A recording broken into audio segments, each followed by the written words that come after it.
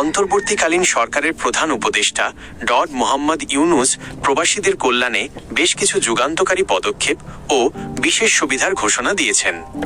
বিশেষ করে 18ই ডিসেম্বর আন্তর্জাতিক অভিবাসী দিবস 2025 উপলক্ষে প্রবাসীদের সম্মানে তিনি বেশ কিছু সুখবর তুলে ধরেন। এখানে প্রবাসীদের জন্য ডক্টর ইউনূসের 10টি গুরুত্বপূর্ণ উদ্যোগ ও সুখবর নিচে তুলে ধরা হলো। প্রবাসীদের জন্য 10টি সুখবর। আগামী নির্বাচনে ভোটাধিকার। প্রবাসীদের দীর্ঘদিনের দাবি মেনে নিয়ে আগামী জাতীয় নির্বাচনে তারা যেন বিদেশ থেকেই ভোট দিতে পারেন সেই উদ্যোগ নেওয়া হয়েছে। 2. ভিআইপি লাউঞ্জ সুবিধা। সাধারণ প্রবাসী শ্রমিকদের জন্য হযরত শাহজালাল আন্তর্জাতিক বিমানবন্দরে ভিআইপিদের মতো বিশেষ লাউঞ্জ সেবা চালু করা হয়েছে, যেখানে তারা বিশ্রাম ও আপ্যায়ন পাবেন। 3.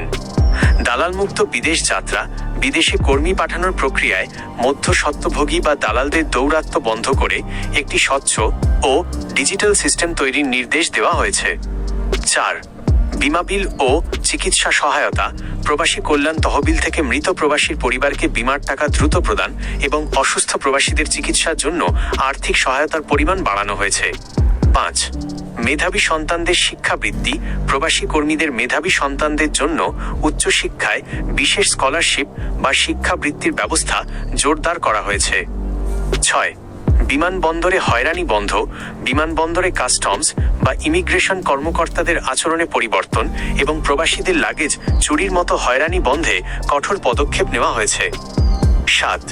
সিআইপি সম্মাননা।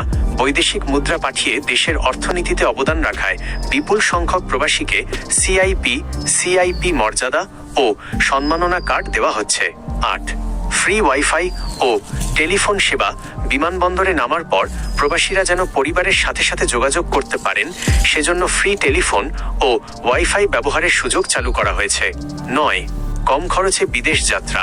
দক্ষ কর্মী তৈরি ও কম খরচে বিদেশে যাওয়ার পথ সুগম করতে প্রশিক্ষণ কেন্দ্রগুলোর মান উন্নয়ন ও খরচ কমানোর পরিকল্পনা নেওয়া হয়েছে।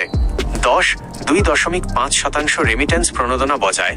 বৈধ পথে টাকা পাঠালে আগের মতোই 2.5% নগদ প্রণোদনা অব্যাহত রাখা হয়েছে, যাতে প্রবাসীরা ব্যাংকিং চ্যানেলে টাকা পাঠাতে উৎসাহিত হন। বিশেষ দ্রষ্টব্য